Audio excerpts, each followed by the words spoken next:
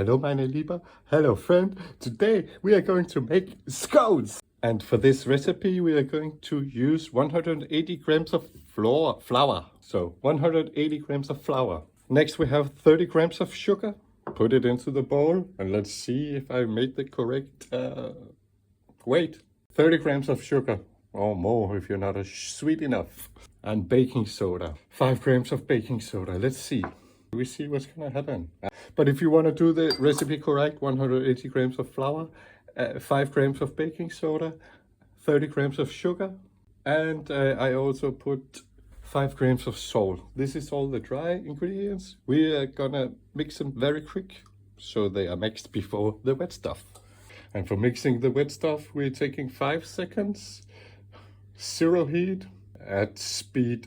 So 5 seconds mixing the dry stuff. She's singing and they are combined now, you see? Very nice. Now for the wet stuff. This is 100 grams of buttermilk. Some people say you can use whole milk. Yes, you can, but for scones, I use buttermilk. I forgot to put the scale on. And this is 30 grams of cream, circa. And then the butter. And now the important thing for making scones is that you mix it very, very, very fast. Because otherwise you don't get scones. When you start this recipe, you need to put your oven on 175 Celsius. I don't know what it is in Fahrenheit, but you can probably Google it. Now, the important step for making scones and not making some other stuff is, and for making it quick, we take 10 seconds and speed 4. So exciting to see, yeah. It could look of something, but it's like wet, very wet, but we try to do something here. I can see that if this is going to be scones, I need to be a little good and lucky because it's this is a okay wet dough, but we try. It's a kind of a small recipe. Let's see how much we're gonna get. Okay, stay. What you want to do is you just want to make sure it is not cracked and not totally filled with a lot of flour. And this is a sticky dough, so I didn't say it's going to be nice scones. But let's see if I'm a magician. This is my way of making scones. We call it homemade scones. Look how they look. I'm in duck here.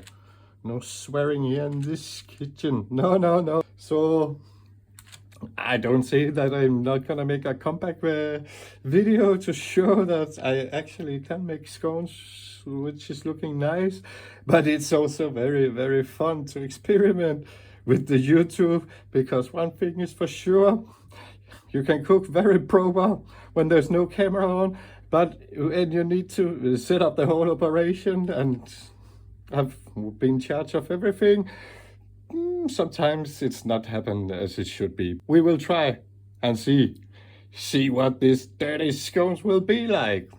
And now you must imagine this going to your oven. This is going for the oven on 175 degrees Celsius in 14 minutes.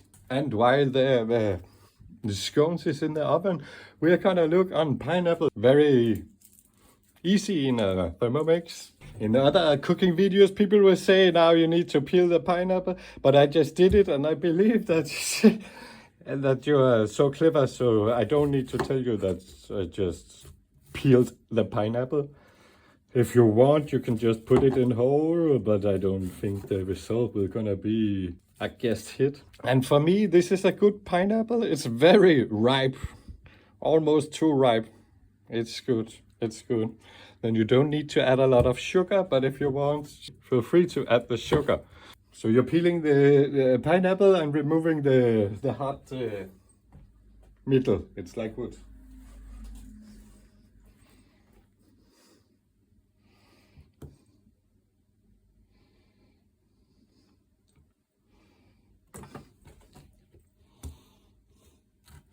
Jam is pretty easy to freestyle.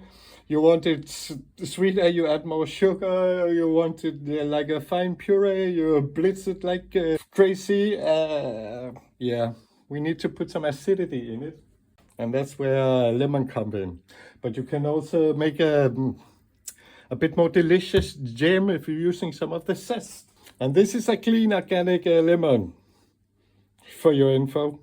And we're just gonna add the juice from half of lemon, with no seeds in, please.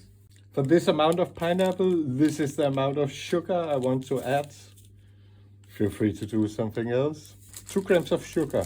Now I want a totally smooth jam for this scone recipe. So you put the timer in 5 minutes, 120 degrees, until it's mushy, and then down to 1. So the scones are baking, the pineapple jam is in the blender. We're gonna wait a bit, and then we're gonna see the results.